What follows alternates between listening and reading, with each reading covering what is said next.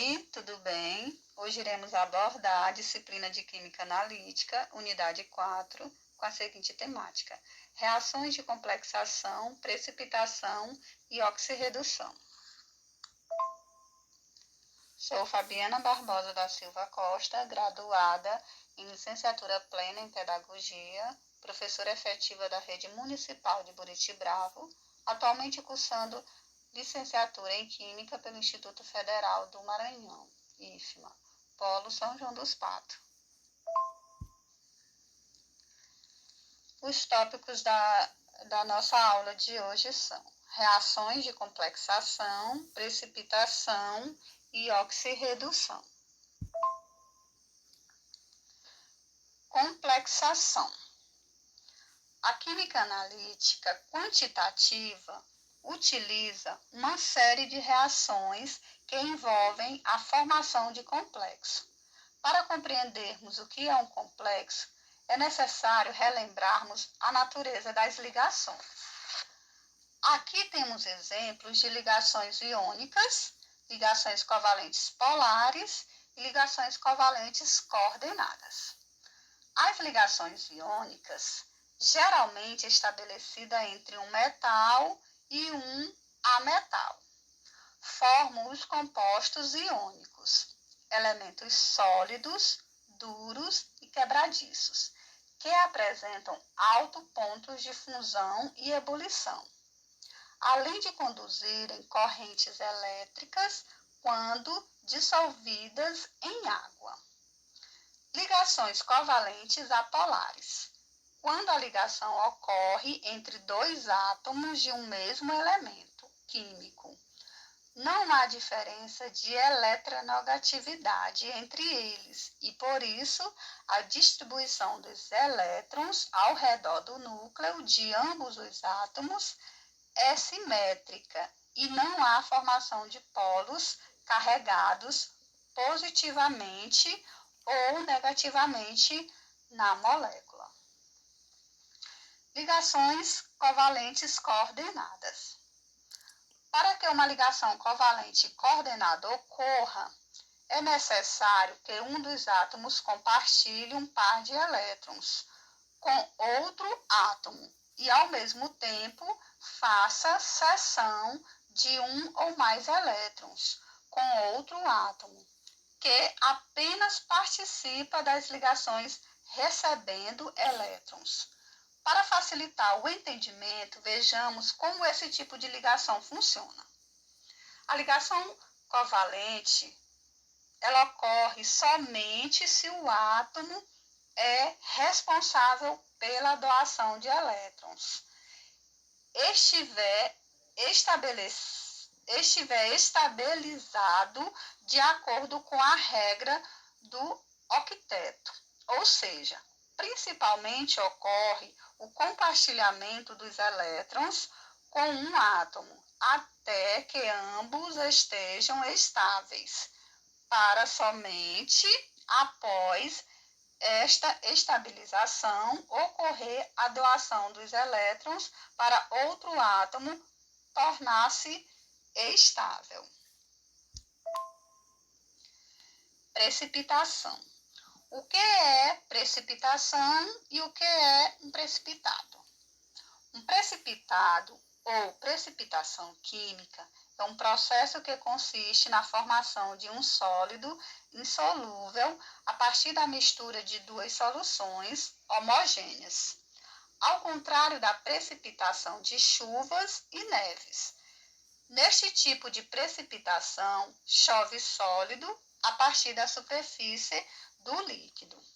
Reação de dupla troca com formação de precipitado e iodo de chumbo. Essa mesma reação da foto pode ser utilizada como tinta invisível. Basta escrever uma mensagem com um cotonete embebecido em uma solução de nitrato de chumbo. Deixar o papel secar e depois enviar ao destinatário.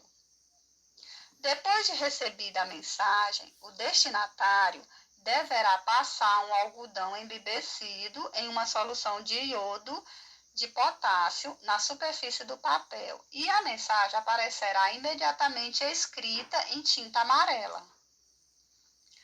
Existem precipitações que podem ser classificadas como fenômeno físico e outras que são fenômenos químicos. Lembrando, fenômeno físico não origina novas substâncias, ou seja, não deixa de ser uma transformação, mas as substâncias originais e finais são as mesmas. Já o fenômeno químico envolve a transformação de reagentes em produtos, sendo que os produtos são substâncias novas no sistema, que acabaram de ser geradas. O exemplo da foto é uma precipitação química, pois o iodo de chumbo não existia antes da reação. Oxirredução.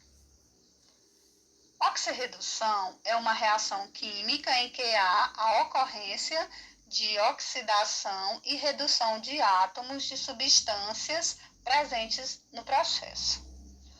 Oxidação é a perda de elétrons por parte de um átomo de uma espécie química. Redução é o ganho de elétrons por parte de um átomo de uma espécie química. Assim, durante uma reação de oxirredução, os elétrons transmitam da espécie que os perde em direção à espécie que vai recebê-los, o que resulta na formação de uma corrente elétrica. O número de elétrons cedidos pode ser igual ao número de elétrons doados. Por exemplo, considere a reação simples abaixo que foi citada na imagem. Nota-se, nesse caso, que apesar dos coeficientes serem iguais, a reação não está balanceada, pois a quantidade de elétrons perdido pelo alumínio foi de 3, enquanto que a de elétrons cedidos pelo cobre foi de 2. Assim, é necessário balancear essa reação. No caso de reações de oxirredução simples como esta, basta igualar o número de elétrons seguindo o seguinte raciocínio. Um elétron de alumínio perde 3 elétrons. 2 átomos de alumínio perdem 6 elétrons.